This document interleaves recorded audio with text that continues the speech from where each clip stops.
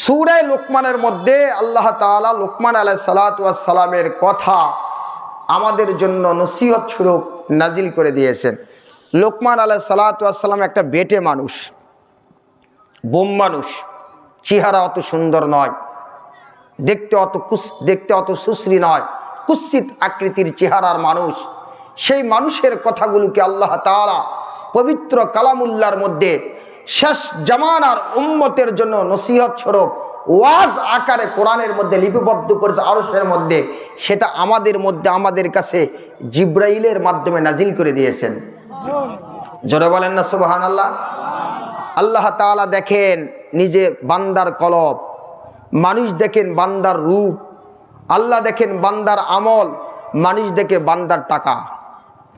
কথা ঠিক বললাম না ঠিক বললাম? আল্লাহ দেখে মানুষের অন্তর, মানুষ দেখে মানুষের চেহারা। কেউ কারোর চেহারা দেখে দাম দেয়, কেউ কারোর টাকা দেখে দাম দেয়। এই লোকমান আলাইহিস সালাতু ওয়াস সালাম নিজের সন্তানকে কিভাবে মানুষ করেছেন আমরা অল্প সময় এই কথাগুলি শুনব ইনশাআল্লাহ। সম্মানিত সুধী, আল্লাহ পাক রব্বুল আলামিন লোকমান আলাইহিস সালাতু ওয়াস সালামের কথাগুলি সুন্দর করে নকল করে বললেন। লোকমান তার সন্তানকে ডাক দিয়ে বলতেছেন, আল্লাহ বলেন ওয়াইদ ক্বালা লুকমানু লিইবনিহি ওয়া হুয়া ইয়াইযুহু। ওয়াইদ ক্বালা লুকমানু, যখন লোকমান আলাইহিস সালাতু ওয়াস সালাম তার সন্তানকে বলতেছে, ওয়া হুয়া ইয়াইযুহু, নিজের সন্তানকে ওয়াজ করতেছে। আয়াতের তরজমা, লোকমান আলাইহিস সালাতু ওয়াস সালাম নিজের সন্তানকে বলতেছে ওয়াজ করতেছে। জিজ্ঞাসা করতে চায়, ওয়াজ কি দূরে থেকে হয় না কাছাকাছি হয়? কথা বুঝাতে পারি নেই। আয়াতের তরজমা আগে শোনেন, আগে বুঝেন। ওয়াজ কি দূর থেকে হয় না কাছাকাছি হয়?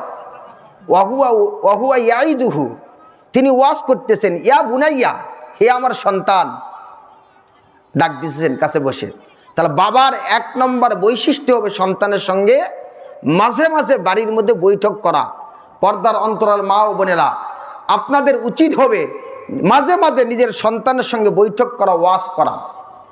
নিজের সন্তানকে ওয়াজ করতে, ইয়া বুনাইয়া, হে আমার সন্তান, লা তুশরিক বিল্লাহ, আল্লাহর সঙ্গে শিরিক করিও না, আল্লাহর সঙ্গে শিরিক করিও না। এক নম্বর বললেন, প্রথম জীবনের প্রথম ওয়াজ, আল্লাহ তাআলার সঙ্গে শিরিক করিও না। ওয়াজ করলেন লোকমান আলাইহিস সালাতু ওয়াস সালাম। করলেন কাকে? কথা বলে না, কাকে করছেন? তাহলে প্রথমত আমাদের আগে বাড়ি ঠিক করতে হবে, ঘর ঠিক করতে হবে। ঘর ঠিক করার পর তারপরে স্লোগান তোলেন, আমরা সংসদের মধ্যে কোরআন সুন্নাহর আলো জ্বালাবো।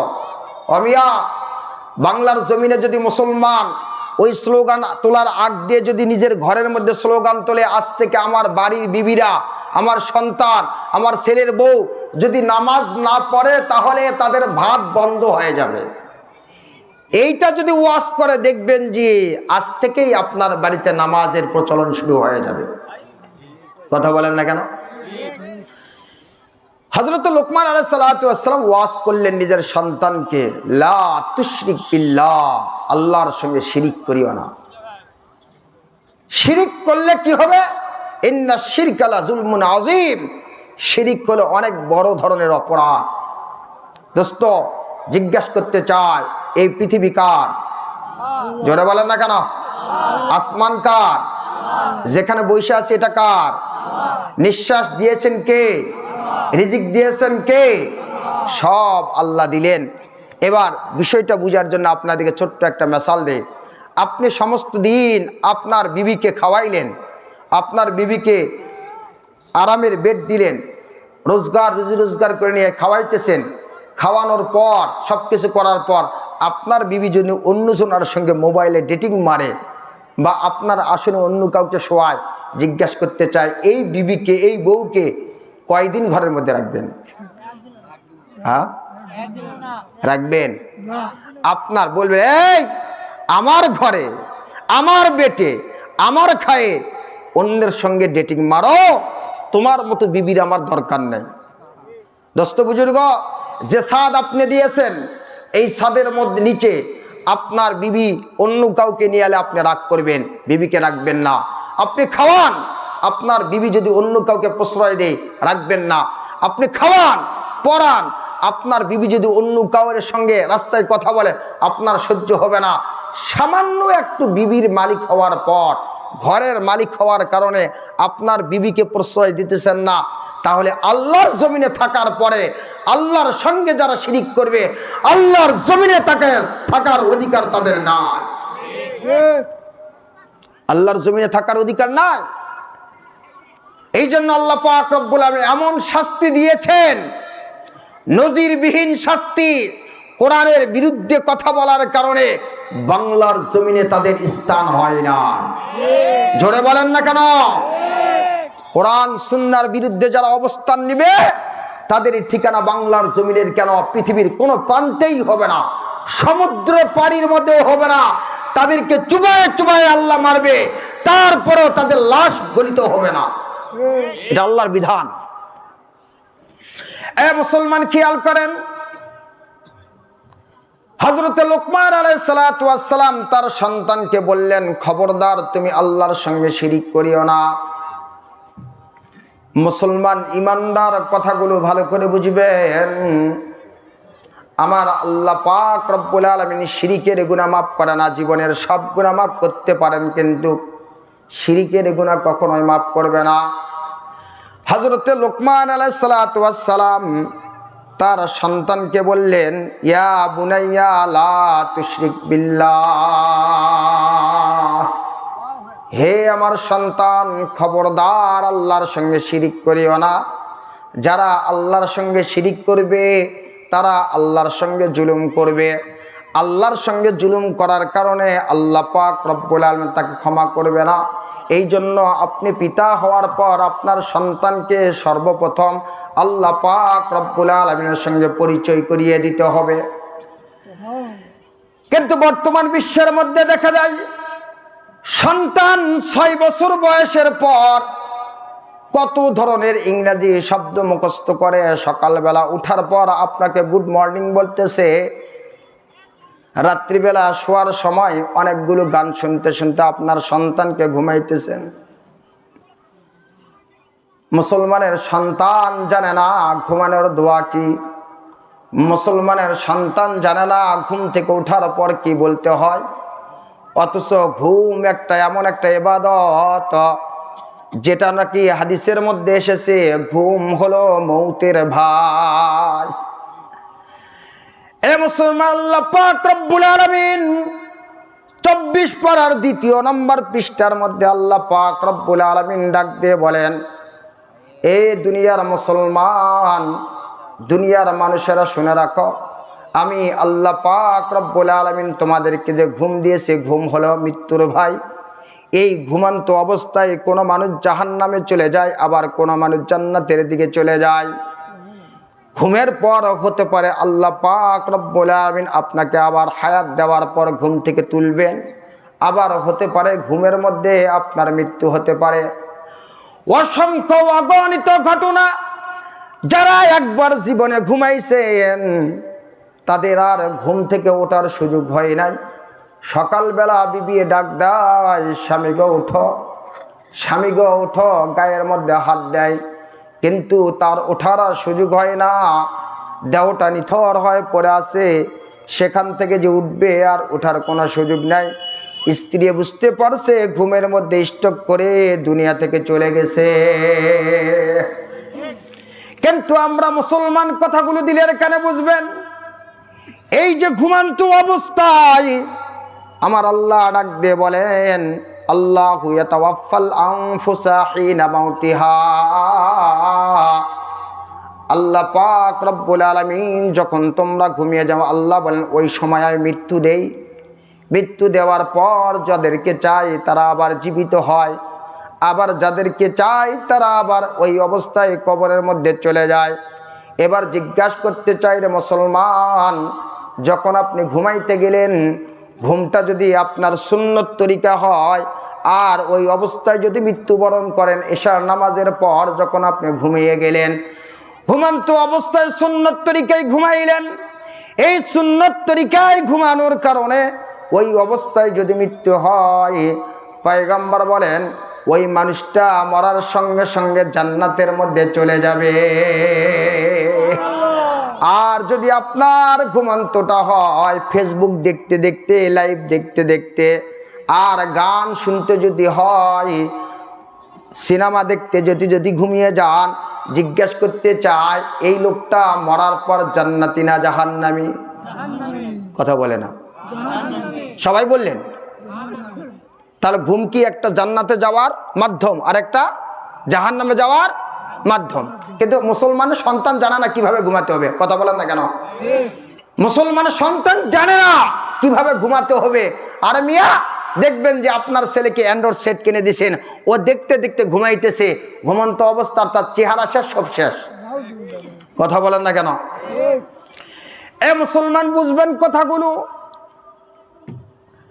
হযরত লুকমান আলাইহিস সালাতু ওয়াস সালামের সন্তানকে পরিচয় করে দিলেন আল্লাহ পাক রব্বুল আলামিনের সঙ্গে। এই জন্য আপনি পিতা হওয়ার পর আপনাকে সর্বপ্রথমে আপনার সন্তানকে পরিচয় করে দিতে হবে আল্লাহর সঙ্গে। আল্লাহ পাক রব্বুল আলামিনের সঙ্গে যদি পরিচয় করিয়ে দেন, আমার আল্লাহ পাক রব্বুল আলামিন রহম করবে আপনার সংসারের মধ্যে, বরকত দিবে আপনার সংসারের মধ্যে। মুসলমান ইমানদার, কথাটি বোঝার জন্য একটা ঘটনা আপনাদেরকে শোনাই। রে মুসলমান, যে পিতা তার সন্তানকে আল্লাহর সঙ্গে সম্পর্ক করিয়ে দিবে, ওই পিতার জন্য আল্লাহ পাক রব্বুল আসমান থেকে রহমত নাজিল করবে। এ মুসলমান, পিতা যদি সম্পর্ক স্থাপন করে দিতে পারে, রে মুসলমান, কেবলমাত্র শুধুমাত্র নিয়ত করছে আমি আমার সন্তানকে আল্লাহর দ্বীনের কাজের মধ্যে লাগাইব। মুসলমান ইমানদার, এমত অবস্থায় যদি পিতা দুনিয়া থেকে চলে যায়, তারপরে ঘটনার মধ্যে এসেছে এমন পিতার জন্য আল্লাহ পাক রব্বুল আলামিন জান্নাতের উঁচু মাকাম নির্ধারণ করে রেখেছে। জোরে জোরে বলেন সুবহানাল্লাহ। এ মুসলমান, আয়াত বুঝার জন্য ছোট্ট একটা ওয়াকিয়া বলি। রে মুসলমান, হযরত ঈসা পয়গম্বর আলাইহিস সালাতু ওয়াস সালামের জামানার ঘটনা। একজন মদখোর বান্দা সমস্ত দিন মদ খাইতে খাইতে তার জিন্দেগি চলে যায়। সব সময় বেহায়া কাজের মধ্যে জিন্দেগি চলে যায়। আল্লাহ পাক রব্বুল আলামিনের সঙ্গে তার সম্পর্ক করার কোনো সময় নাই। হঠাৎ করে তিনি রাস্তা দিয়ে যাইতেছেন, ঈসা নবীর একজন পাদ্রী সাহেব রাহবার, তিনি আল্লাহর দ্বীনের কথাগুলো বলতেছিলেন। একজন রাহেব দ্বীনের কথাগুলো বলতেছিলেন, দ্বীনের কথাগুলো ওয়াজ করতেছিলেন। এমন সময় ঈসা নবীর রাহেব, একজন আলেম পাদ্রী মানুষ, দ্বীনের কথা বলতেছিলেন। দ্বীনের কথাগুলো বলতে বলতে তার কানের মধ্যে বাজলো আল্লাহ পাক রব্বুল আলামিন নাকি রহমান এবং রাহিম, আল্লাহর দয়া অনেক বড়, আল্লাহর দয়া অনেক বড়। এই কথাগুলো তার অন্তরের মধ্যে বাজতেছিল। লোকটি ছিল মদারু, মদ্যপায়ী, দার পেশা, সমস্ত দিন মদ খাইতে খাইতে দিনাতিপাত করতেছিল।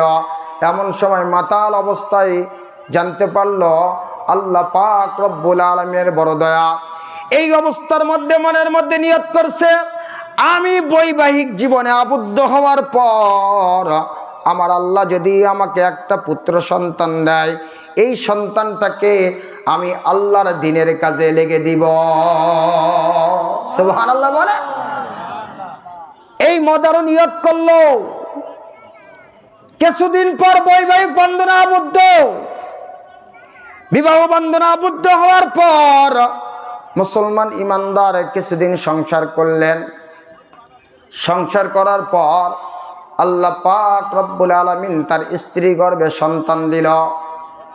হঠাৎ করে আকস্মিকভাবে দুনিয়া থেকে ওই লোকটি মাদারে চলে গেল। দুনিয়া থেকে চলে যাওয়ার পর স্ত্রী বেকায়দার মধ্যে পড়ে গেল। এমন সময় তার স্বামী দুনিয়া থেকে আকস্মিকভাবে ইন্তেকাল করে চলে গেলেন। কে আমাকে আশ্রয় দিবে? কে আমাকে আশ্রয় দিবে? কে আমাকে সাহায্য সহযোগিতা করবে? কে আমাকে ত্রাণ দিবে? এমন সময় তিনি বলতেছেন, পেটে আমার সন্তান, এই সন্তান নিয়ে কার সাথে বিবাহ বন্ধনে আবদ্ধ হব, এই মনের মধ্যে কল্পনা এবং জল্পনা সন্তানকে নষ্ট করার জন্য কবিরাজের কাছে গেছেন। এমন সময় তার মনের মধ্যে আসলো, মাদারু স্বামী আমার বাসর রাতের মধ্যে আমাকে বলছিল, বিবি গো, আমি বৈবাহিক বন্ধনে আবদ্ধ হওয়ার পূর্বে নিয়ত করছিলাম, আমার পুত্র সন্তান যদি আমাকে আল্লাহ পাক রব্বুল আলামিন দেয়, আমি দিনের কাজের মধ্যে লাগাইব। এ মুসলমান, ঘটনা ঈসা পয়গম্বরের জামানার মহিলার অন্তরের মধ্যে আসলো, এই যে আমার স্বামী বৈবাহিক বন্ধনে আবদ্ধ হয়েছিলাম, ওই স্বামীর যে একটা আশা, ওইটা তো আল্লাহ পাক রব্বুল আমার পেটের মধ্যে দিয়েছেন, কেমন করে নষ্ট করব? আজ থেকে তওবা করলাম, সন্তান যতদিন পর্যন্ত হয় নাই ততদিন পর্যন্ত আমি আর কারোর সঙ্গে বিবাহ বন্ধনে আবদ্ধ হব না। এ মুসলমান, খেয়াল করেন, মহিলা কবিরাজের কাছ থেকে অল্টারনেট বাড়ির মধ্যে আসলেন। বাড়ির মধ্যে আসার পর বাবাকে বললেন, মাকে বললেন, সন্তান যতদিন পর্যন্ত পেটের মধ্যে আছে ততদিন পর্যন্ত আমি অন্য কারোর সঙ্গে ঘর সংসার করব না। মুসলমান ইমানদার মহিলা ও স্বামীর সঙ্গে একাত্মতা পোষণ করলেন। তিনিও নিয়ত করলেন, আমিও আমার সন্তানকে আল্লাহ রাস্তার মধ্যে দিয়ে দিব। এ ইমানদার, ওই যে বলেছিলেন লোকমান আলাইহিস সালাতু ওয়াস সালাম নিজের সন্তানকে আল্লাহর সঙ্গে সম্পর্ক করে দিয়েছিলেন, কেমন করে আল্লাহর রহমত একটু খেয়াল করেন। মুসলমান ইমানদার, মহিলা 1 মাস যায়, 2 মাস যায়, এভাবে 10 মাস 10 দিন পার হওয়ার পর যখন সন্তান ডেলিভারি করলেন, এমন সময় খবর আসলো তার পুত্র সন্তান হয়েছে। মহিলা দেখার পর, সন্তান দেখার পর অন্তর ভরে গেল। কিতাবের মধ্যে লেখছে, মহিলা পুত্র সন্তান দেখার পর স্বামীর কথা স্মরণ হলো। এবার তিনি আস্তে আস্তে সন্তানকে মানুষ করলেন। প্রায় 3-4 বছর পার হয়ে গেল। সন্তান আস্তে আস্তে কথা বলা শিখলেন। কথা বলার পর মহিলা বলে, বাবারে, আমি তোমাকে মক্তবের মধ্যে পাঠাইব। জোরে বল না সুবহানাল্লাহ, বলে না কেন? আমি তোমাকে মক্তবের মধ্যে দিব। জিজ্ঞাসা করে, মা গো, মক্তব কি জিনিস? মহিলার সন্তান প্রশ্ন করার পর মহিলা ডাক দিয়ে বলেন, ওই যে মক্তবের মধ্যে যেখানে ইনজিল শরীফ পড়া হয়, যেই জায়গার মধ্যে আল্লাহর নাম নেওয়া হয়। এ মুসলমান, মহিলা এবার সন্তানকে মক্তবের মধ্যে পাঠাইলেন। পাঠানোর পর হুজুর তাকে আদর করে সোহাগ করে। এতিম সন্তান, বাপ নাই, এই জন্য সন্তানকে নিজের কাছে ডাকিয়ে নিলেন। কাছে ডাকার পর আদর করে ডাক দিয়ে বলে, বাবা, তোমার বাবা নাই, আমি জানছি তুমি এতিম অসহায়, তুমি কেন মক্তবের মধ্যে এসেছ? সন্তানটি উত্তর দেয়, আমার মা নাকি আমার বাবার স্বপ্ন পূরণ করার জন্য আমাকে মক্তবের মধ্যে ভর্তি করে দিয়েছে। আমি বললাম, হুজুর তখন বলতেছে, আমি বললাম, বাবা মক্তবে পড়লে কি হয়? তখন বলে, জানি না, আমার মওলা আল্লাহর সঙ্গে নাকি সম্পর্ক হয়। জোরে জোরে বলেন সুবহানাল্লাহ। এ মুসলমান, বাংলার জমিনের মধ্যে যত ধরনের কেজি আর ফাজিল স্কুল আছে, সবগুলো মুসলমানদের সন্তানকে নষ্ট করার জন্য পায়তারা করতেছে। কথা বলেন না কেন? এই কথাটা বললাম অনেকের গায়ে জ্বলবে। হুজুর এত বড় মাইকের মধ্যে কথা বললো, কেজি আর ফাজি। আরে বলবো না কেন? কেবল মাত্র 5 বছরের বয়সের শিশু, তার পিঠে যতগুলো কিতাব দিয়েছেন, বই দিয়েছেন, এই বইগুলো বাচ্চার ওজনের থেকে বেশি হবে। কথা বলেন না রে ভাই, কথা ঠিক বললাম না? ওই বাচ্চার ওজনের থেকে ওই বইয়ের ওজন বেশি। আপনারা যারা এই দেশের মধ্যে ব্যারিস্টার, উকিল, লয়ার, বুদ্ধিজীবী যারা হয়েছে, তারা কিন্তু ধারাপাত করেই এত বড় ব্যারিস্টার হয়েছে। কথা বলে না কেন? 5 টাকার ধারাপাত আছে না? ধারাপাত, আপনারা কি বলেন? ধারাপাত বলেন না কি বলেন? ধারাপাত আছে না? এই ধারাপাত করেই কিন্তু আজকের ব্যারিস্টার, লয়ার হয়েছে। আর এই ছোটবেলা থেকে তার ওজনের থেকে বেশি বই দেওয়ার কারণে বড় হওয়ার পর দুর্নীতিবাজ নাম্বার 1 হচ্ছে। জোরে বলেন, জোরে বলেন। এ বাংলাদেশের মধ্যে দুর্নীতিবাজ নাই? নাই? গরিবের টাকা মারে না? দেশের টাকা মারে না? জোরে বল না, মারে না? সুইস ব্যাংকে পাচার করে না? ও মা, যারা পাচার করছে তারা তো বাংলাদেশের মধ্যে নাই এখন। আজকে এই যে কেজি স্কুলগুলো, তারা এখন নিজের ভুল বুঝতে পারতেছে, তারাও তাদের স্কুলের মধ্যে কোরআনী শিক্ষার একটা আলাদা সাবজেক্ট চালু করতেছে। সুবহানাল্লাহ বলবেন না? আপনারা দেখছেন কিনা জানি না, আমাদের হিলিতে প্রায় সব স্কুলের মধ্যে আলাদা একটা সেকশন, আলাদা হুজুর রাখতেছে। কি জন্য? জানে যেটা হলো মুসলমানের দেশ, এখানে কোরআন ছাড়া চলা যাবে না। একটু জোরে বলেন না রে ভাই, জোরে বলেন না কেন? কোরআন ছাড়া চলা যাবে না। এই জন্য আলাদা আলাদা করে হুজুর রাখতেছে, যাতে করে আসে আমাদের মাদ্রাসা, আমাদের স্কুলগুলিতে যেগুলো আছে এদেরকে একটু কোরআনী শিক্ষা দেওয়া হোক। দেরিতে হলেও বুঝছে, আল্লাহ তাআলা তাদেরকে বুঝার তৌফিক দান করুন। এ মুসলমান, বুঝাইতে চাইলাম, আল্লাহর সঙ্গে সম্পর্ক করে দিলে আল্লাহ রহমত নাজিল করে। এই মাকতুবের বাচ্চাটাকে যখন হুজুর ডাক দিয়ে বললেন, বাবা তোমার তো বাবা নাই, আমি জানি তুমি এতিম সন্তান, তোমার বাবার স্বপ্ন পূরণ করার জন্য তোমার মা আমাদের কাছে নিয়ে আসছে, মক্তবের মধ্যে দিয়েছে, মক্তবে তুমি পড়বা, এই জন্য তোমার মা দিয়েছে। আমি প্রশ্ন করলাম, মক্তবে পড়লে কি হয়? তুমি উত্তর দিলা, আল্লাহর সঙ্গে সম্পর্ক হয়। তুমি কি জানো আল্লাহ কি জিনিস? ছোট্ট বাচ্চা উত্তর দেয়, আল্লাহকে তো দেখা যায় না, আল্লাহকে তো দু চোখ দ্বারা দেখা যায় না, তবে আমার মা আমাকে বলছে আল্লাহ নাকি আরশের মধ্যে আছে। সুবহানাল্লাহ। এতিম বাচ্চার উত্তর কত সুন্দর। এতিমদের মাথার উপর হাত দিলে পয়গম্বরের মাথার উপর হাত দেওয়া হয়। আমার নবীজি দুনিয়ায় আসার পূর্বে তার বাবাকে হারাইছেন। আমার নবীজি দুনিয়া আসার পূর্বে তার বাবাকে হারাইছেন। নবীজি যখন ছোট্ট বাচ্চা, যখন 6 বছর 7 বছর বয়স, মক্কার ধুলিবালি দিয়ে খেলাইতেছেন, এমন সময় প্রত্যেক বাচ্চার বাবারা আসে, ডাক দেওয়া, বাবা আব্দুল্লাহ আসো, আব্দুর রহিম বাড়িতে আসো, আব্দুল করিম বাড়িতে আসো।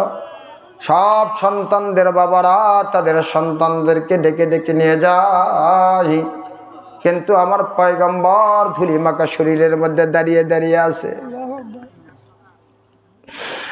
ডাক দিয়ে বলে, আবু তালেব চাচা ডাক দিয়ে বলে, ভাতিজা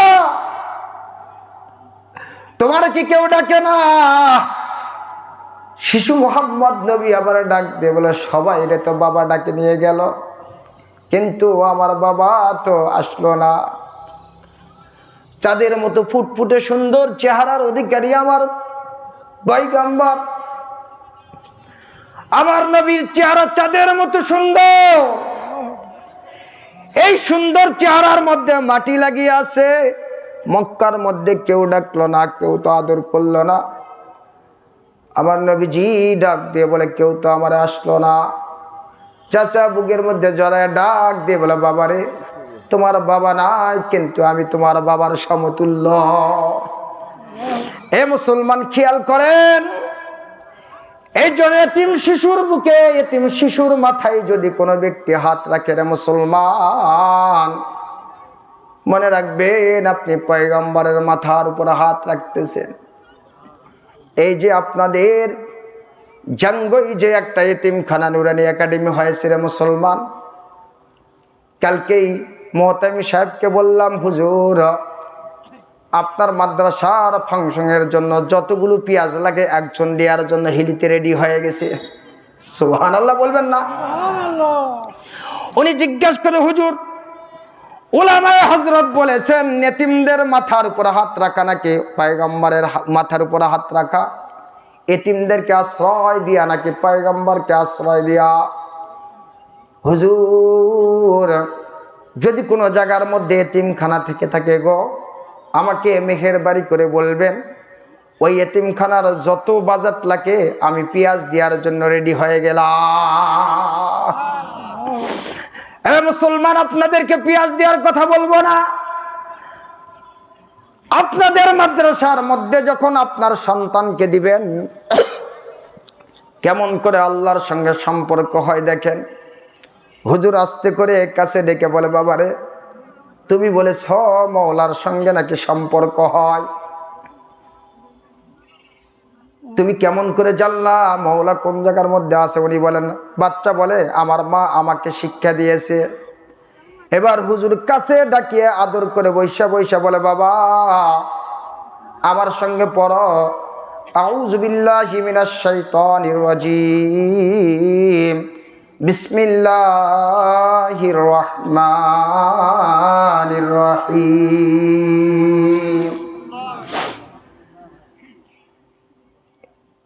হুজুর যখন কথাগুলো পড়তেছিলেন, সমস্ত বাচ্চারা সবাই হুজুরের সঙ্গে পড়ে। মাসুম বাচ্চা 4 বছরের সন্তান হুজুরের মুখের দিকে তাকিয়ে আছে, পড়তে পারে না। হুজুর বারবার ডাক দিয়ে বলে, পড়া আউযু বিল্লাহি মিনাশ শাইতানির রাজিম, বিসমিল্লাহির রহমানির রহিম। হে মুসলমান, মাসুম বাচ্চা যখন দেখবেন আল্লাহর নাম নাই তখন একটু তুতলায় তুতলায় কথা বলে না। আমার কথা শুনতেছেন আপনারা? কে কে হাত তোলেন তো দেখি, হাত তোলেন তো, কে কে শুনতেছেন? লিল্লাহি তাকবীর। সবাই আছেন এখানে? কথা বুঝতেছেন আমার? এ মুসলমান খেয়াল করেন, বাচ্চা যখন তুতলায় আউযু বিল্লাহ বিসমিল্লাহ পড়তে পারে না, হুজুর বারবার তাকরার করে, বারবার বলার পর এবার বাচ্চা আস্তে করে বলতেছেন, আউযু বিল্লাহি মিনাশ শাইতানির রাজিম, বিসমিল্লাহির রহমানির রহিম। আউযু বিল্লাহ পড়লেন, এবার বিসমিল্লাহ পড়লেন। যেই মাত্র বিসমিল্লাহির রহমানির রহিম পড়ছে রে মুসলমান, ওই মাত্র ফেরেশতারা নিয়া আল্লাহ পাক রব্বুল আলামিন সপ্তম আসমান ভেদ কইরা আরশ কুরসি লৌহে মাহফুজ ভেদ কইরা কুরসির মধ্যে যাইয়া একটা খুঁটি আছে, খুঁটিটা নড়ানড়ি শুরু করে দিয়েছে। হাদিসের মধ্যে এসেছে, যদি কোনো মুসলমান নেক কাজ করে, আল্লাহর কুরসির কাছে আরশের মধ্যে একটা লাঠি আছে, এই লাঠিটা নড়ানড়ি করে, তার মানে ইঙ্গিত দেয় দুনিয়ায় ওই জমিনের মধ্যে আল্লাহ তোমার একজন বান্দা গুণগান গায়, আল্লাহ অমুক কোনার মধ্যে তোমার একজন বান্দা আল্লাহ আল্লাহ জিকির করে, আল্লাহ আল্লাহ জিকির করে গো আল্লাহ, অমুক বান্দার আমলনামার মধ্যে কি আছে একটু দেখো না। এইরকম ভাবে ওই যে খুঁটিটা নড়াচড়া করে, এমন সময় খুঁটিটা যখন নড়তেছে, আমার আল্লাহ পাক রব্বুল আলামিন ফেরেশতাদেরকে ডাক দিয়ে বলে, ফেরেশতারে দেখো না, ওই যে আমার আরশের মাঝখানে আরশের সাইডে খুঁটি নড়ে কেন? জিজ্ঞেস করো। ফেরেশতারা ডাক দেবে, আল্লাহ জমিনের মধ্যে একজন মাসুম বাচ্চা কেবলমাত্র সবেমাত্র মক্তবের মধ্যে গেছে গো আল্লাহ, যাওয়ার পর তোমার নাম পড়া শুরু করে দিয়েছে গো আল্লাহ, এই জন্য ওইটার সওয়াব তাই ভয় বহন করে তোমার কাছে নিয়ে আসছে। আল্লাহ পাক রব্বুল আলামিন ডাক দিয়ে বলে, ওই মাসুম বাচ্চা কে, তার খবর লাগাও, তার আমলনামার মধ্যে কোনো গুনাহ আছে নাকি? ফেরেশতারা মুস্কি হাসে বলে, আল্লাহ এখন পর্যন্ত তারা মুকাল্লাফ বিশ্বরা নয়, তাদের আমলনামার মধ্যে কোনো সওয়াব বা গুনাহ কোনো কিছুই নাই। আমার আল্লাহ ডাক দিয়ে বলেন, বান্দা শুনে রাখো, যখন কোনো মাসুম বাচ্চার আমলনামার মধ্যে কোনো গুনাহ থাকে না, মুখ দ্বারা সুবহানাল্লাহ বললে আমি আল্লাহ তার মা বাবার জন্য বরাদ্দ করে দে। এই জন্য কোনো মা যদি নামাজ পড়ে, নামাজ পড়ার পর যখন সিজদায় যায়, দেখবেন রে মুসলমান, ওই বাচ্চা কিন্তু কথা বলতে পারে না, মা বলে সুবহানাল্লাহ সুবহানাল্লাহ সুবহানাল্লাহ, বাচ্চা মায়ের মুখের দিকে বলে সুবহানাল্লাহ সুবহান, কথা বলে না, মার দেখা দেখি মুখ নড়ায়। আমার আল্লাহ বলে, বান্দা মার সঙ্গে যে মুখ নড়ায়, কি মুখ নড়ায়, কি বলে? তো মা বলে সুবহানাল্লাহ, বাচ্চা বলার চেষ্টা করে। আমার আল্লাহ ডাক দিয়ে বলেন, মা বলছে একবার সুবহানাল্লাহ, তার সঙ্গে সন্তান বলতেছে, এই সন্তানের সোয়াবটা না বললেও বলার কায়দায় হয়ে গেছে, এবার তার সোয়াবটা তার মায়ের মধ্যে যোগ করে দাও। লিল্লাহে তাকবীর। এ মুসলমান খেয়াল করেন, মাসুম বাচ্চা আউযু বিল্লাহ বিসমিল্লাহ পড়লেন, এর সোয়াবটা আরশের মধ্যে চলে গেছে। আরশের মধ্যে চলে যাওয়ার পর আমার আল্লাহ পাক রব্বুল আলামিন ডাক দিয়ে বলেন, এবার চিন্তা করে দেখো, এবার চিন্তা করে দেখেন ওই যে সোয়াবটা কোথায় দিবে। আল্লাহ পাক রব্বুল আলামিন বললেন, কোথায় দেয়া যায় দেখো। আগে তো ভালো ছিল, আওয়াজটা থেমে গেল, আগে ভালো ছিল। আমার আল্লাহ পাক রব্বুল আলামিন বলেন, কোথায় দেয়া যায় দেখো। ফেরেশতারা ডাক দেবে, আল্লাহ খোঁজ নিয়ে দেখলাম তার একজন মদারু বাবা ছিল। কে ছিল? মনে আসেনি? হ্যাঁ মনে আছে আপনাদের? হ্যাঁ, তার একজন মদারু বাবা আজীবন মদ খেয়েছে, জিন্দগি তো সেজদা করে নাই, আল্লাহ তোমারে ডাকে নাই। কিন্তু যখন বিয়ার আগ দিয়ে নিয়ত করেছিল হুজুরের ওয়াজ করার পর, ছেলে সন্তান হলে তোমার দিনের রাস্তায় দিয়ে দিবে, ওই যে মদারু বাবা আজকে দুনিয়ার মধ্যে নাই, কবরে চলে গেছে। আল্লাহ তার কবরের মধ্যে জাহান্নামের আযাব হয়, তার কবরটা জাহান্নামের সাথে সম্পর্ক। আমার আল্লাহ ডাক দিয়ে বলেন, আমি যেহেতু রহমান এবং রহিম, মাসুম বাচ্চা বুঝে নাই আমি রহমান, মাসুম বাচ্চা বুঝে নাই আমি রহিম, আমি দয়ালু এটা বুঝে নাই, আমি অনেক বড় দয়ালু এটা বুঝে নাই, আমি অনেক বড় দাতা এটা বুঝে নাই। না বুঝে না জেনে যে বাচ্চা আমাকে বলে রহমান, যে বাচ্চা বলে আমি রহিম, এই জাতের কসম করে আমি বলতেছি, আমি আল্লাহ বলতেছি, ওই মদারু বাবের পিতার সন্তানের রহমান এবং রহিম বলার কারণে আজীবন কিয়ামত পর্যন্তর জন্য কবরে আযাব মাফ করে দিলাম। লিল্লাহে তাকবীর। এ মুসলমান, বলতে চেয়েছিলাম, ওই যে লুকমান আলাইহিস সালাতু ওয়াস সালাম নিজের সন্তানকে সম্পর্ক করে দিয়েছেন আল্লাহর সঙ্গে। প্রথমেই ওয়াজ করলেন, ওয়া ইয়াইযুহু ইয়া বুনাইয়া লা তুশরিক বিল্লাহ, লা তুশরিক বিল্লাহ, ও আমার সন্তান, আল্লাহর সঙ্গে শিরিক করিও না। আল্লাহর সঙ্গে শিরিক করলে বড় গুনাহ হয়, আল্লাহ মাফ করে না। এই জন্য আমরা মুসলমান আমাদের সন্তানকে সর্বপ্রথম পড়াইতে হবে লা ইলাহা ইল্লাল্লাহ। কথা বলে না কেন? ওয়াজ বোঝে নেই? প্রথমে কি পড়াবো? বলাবো, শিখাবো এটা লা ইলাহা ইল্লাল্লাহ। বলেন না কেন? জোরে বলেন, জোরে বলেন, জোরে, সবাই জোরে বলেন। এক নম্বর সন্তানকে শিখাইতে হবে লা ইলাহা ইল্লাল্লাহ। আপনি তো বুড়া হয়ে গেছেন, খবর নাই। আপনি জাঙ্গই বাজারে ব্যবসা করেন, খবর নাই। আপনি হিলি বাজারে যান, অনেক বড় বিজনেস, খবর নাই। বাড়িতে শিখানোর মতো পরিবেশ নাই। এই জন্য সন্তানকে যদি শিখাইতে চান, জাঙ্গই মাদ্রাসার মধ্যে আপনাদেরকে ভর্তি করাইতে হবে। কথা বলে না কেন রে ভাই? ঠিক বললাম না বেঠিক বলে? জোরে বলে। এই জন্য আমাদেরকে আগে মাদ্রাসায় পড়াতে হবে, সন্তানদেরকে মাদ্রাসায় পড়াতে হবে। মাদ্রাসায় নুরানি একাডেমিতে পড়ার পর তারপরে ব্যারিস্টার বানান, লয়ার বানান, যেটাই বানান না কেন, উকিল বানান, ডাক্তার বানান। যদি ডাক্তার হয়, ও ডাক্তার কোনো সময় ডাকাত হবে না। কোরআন যদি শিক্ষা শুরুতেই থাকে, ও যত বড়ই লয়ার হোক না কেন, মানুষের মতো, মানুষের থেকে কসাইয়ের মতো ওকালতির উকিলের ফাঁদে ফেলায় তার থেকে টাকা গ্রহণ করবে না। কথা বলে না কেন? ইনসাফপূর্ণ হবে। আজকে আমাদের সমাজটা এমন হয়ে গেছে, যে যাকে মারতে পারে সে এক নম্বর চ্যাম্পিয়ন। আমার কথা বুঝে নেই? কথা ঠিক বললাম না? যে যাকে ঠকাতে পারে সে হলো চ্যাম্পিয়ন। যদি কোনো একটা সলিড মানুষ, ভদ্র মানুষ সমাজের মধ্যে থাকে, ও বেটা পাগলা, কিছু বোঝে না। কথা বলে না কেন? পাগলা দুনিয়ার কিছু বোঝে না। আর মিয়া ও আছে বিধায় আপনি দুনিয়ার মধ্যে ভাত পাইতেছেন। একজন দিনদার মুসলমান দুনিয়াতে সাদাসিধা মুসলমান থাকা মানে আপনার রিজিক আসমান থেকে আসা, আপনার জমির ফসল ফলা। যাকে পাগল বলতেছে ও পাগল নয়, পাগল হলে তুমি শয়তান নাম্বার 1। কিন্তু আমরা এটা বুঝি না, উল্টাপাল্টা আমাদের হিসাব। এজন্য আমাদেরকে কোরআনী শিক্ষা আগে দিতে হবে। পারবো তো নাকি ইনশাআল্লাহ? কোরআন কথা বলে না, পারবো ইনশাআল্লাহ? কে কে পারবো হাত তুলে দেখান তো দেখি। নিজের সন্তানকে কোরআনের শিক্ষা দিব। কে হাত যেটা তোলে না দেখেন। নিজের সন্তান নাতিপুতি আছে তো নাকি?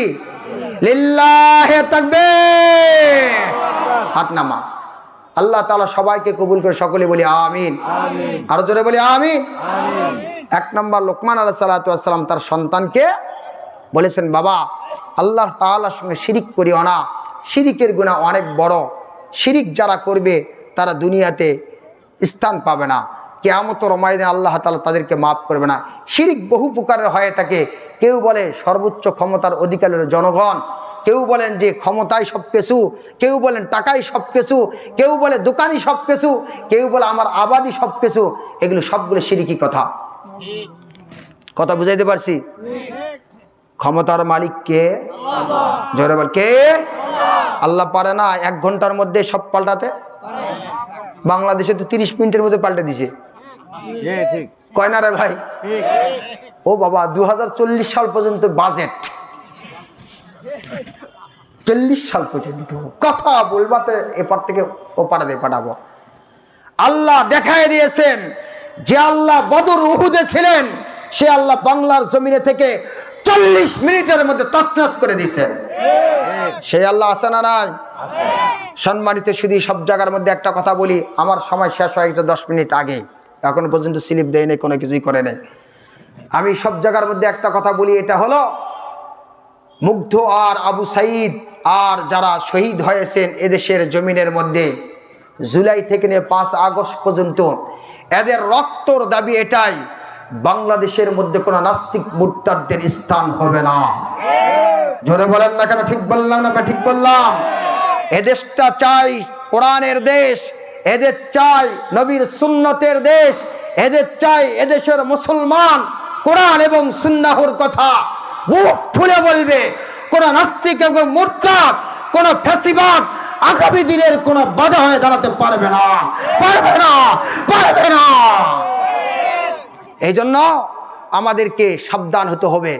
যে যা বলুক না কেন, কোরআনী আইন আমরা বাস্তবায়ন করব। কথা বলেন না কেন?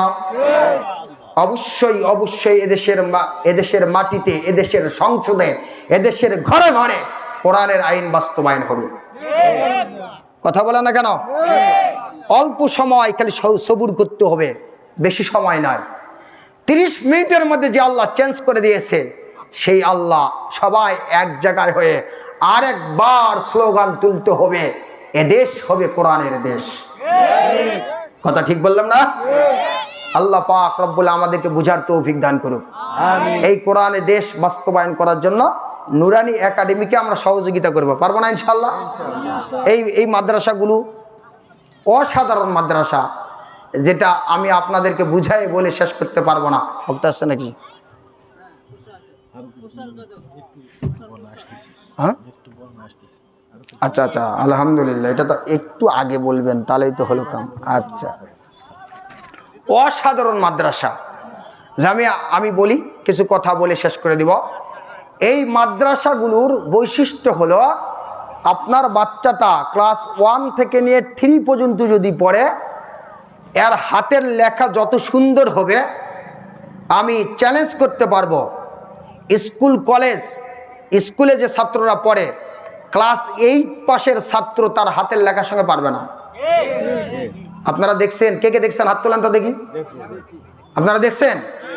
হাত নামান। আলহামদুলিল্লাহ, তার দেখছেন।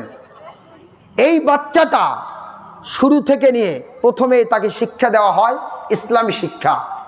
আমি এটা বুঝার জন্য শুরুতেই বললাম, যারা প্রাথমিক লগ্নে ইসলামী শিক্ষা গ্রহণ করবে, তার দ্বারা দুর্নীতি হবে না, তার দ্বারা দেশের মাল আত্মসাৎ করবে না। তার কারণ হলো এটা। সে এক্সাম্পল, আপনাদের জন্য একটা উদাহরণ খাড়া করতে পারি। সকালবেলা ঘুম থেকে উঠে আপনি এই শীতের মৌসুমে বিবিকে বলছেন, আরে মূলাই তো বাজার থেকে নিয়ে আসলাম, সকালবেলা অত কষ্ট করার দরকার নাই। মূলাই যেটা আসার করা আছে, যেটা একবারে শুকনা মরিচ কনকন করে ভাজবা, পেঁয়াজ দিয়ে শুকনা মরিচ দ্বারা আর মূলাই দ্বারা আপনি খালি পেটে বসান দিলেন এক গাবলা। কথা বুঝাতে পারছি? পন্তা খান আর করকরা খান। খাইছেন? খাওয়ার পর বিবিকে বললেন দুপুরবেলা আমি তোমার বাসায় ভাত খাবো না। বিবি বললে কেন? সকালবেলা তুমি করকরা খাইলা, আবার দুপুরবেলা খাবো না মানে? না, দুপুরবেলা আমি তোমার বাসায় খাবো না। রাগ করছো? না না না, রাগ করে না। তাহলে ওই যে জাঙ্গই মাহফিল হচ্ছে, আমার দোস্ত আমার দাওয়াত করছে। কথা বুঝাতে পারি নাই? আসলেন জাঙ্গই মাহফিল শোনার জন্য, দোস্তর বাড়িতে দাওয়াত খাইলেন। গরুর গোস্ত, খাসির কলিজার ভুনা, মুরগির রোস্ট, পাকিস্তানি মুরগি ইচ্ছা মতো খাইলেন। খাওয়ার পর বন্ধুর সঙ্গে ঘোরাফেরা করতেছেন, করার পর বৈকালবেলা বন্ধু বল চল আমাদের জাঙ্গই বাজারটা একটু দেখ, দেখার পর দেখবি কত মজা, গরম গরম পেঁয়াজি পাওয়া যাবে। তো গরম গরম পেঁয়াজিও খাইলেন। ঠিক বেলা ডুবার পূর্ব মুহূর্তে আপনার একটা ঢেকুর উঠল, একবার সেই সাংঘাতিক ঢেকুর। এখন জিজ্ঞাসা করতে চাই এই ঢেকুরটা কিসের উঠবে? বুঝাতে পারি নাই? হ্যাঁ, সবাই বলেন না কেন? আপনার আমার ঢেকুর তোলেন না নাকি? হ্যাঁ, তোলেন তোলেন। সকালবেলা খাইলেন মূলাই, দুপুরবেলা খাইলেন গরুর গোস্ত, খাসির গোস্ত, বিকালবেলা পেঁয়াজি চা সব খাইলেন, এত দামি দামি মাঝখানে খাবার খাইলেন। আবার ওই যে 20 টাকা কেজি মূলাই ঢেকুরটা দিন শেষে উঠল। কথা বুঝাতে পারি নাই? ঠিক তদরূপ একটা বাচ্চাকে যখন আপনি ছোটবেলায় কোরআনের শিক্ষা দিবেন, কোরআনের শিক্ষা যখন তার কলবের মধ্যে ঢুকে যাবে, কোরআনের শিক্ষা পাওয়ার পর ও ডক্টর হবে, ব্যারিস্টার হোক, ইঞ্জিনিয়ার হোক, তারপরে হলো যত ধরনের ডিগ্রি হোক, সব কিছু অর্জন করার পর মৃত্যুর আগ দিয়ে দিন শেষে ওর মুখ দ্বারা কালিমার ঢেকুর তুলে কবরে চলে যাবে।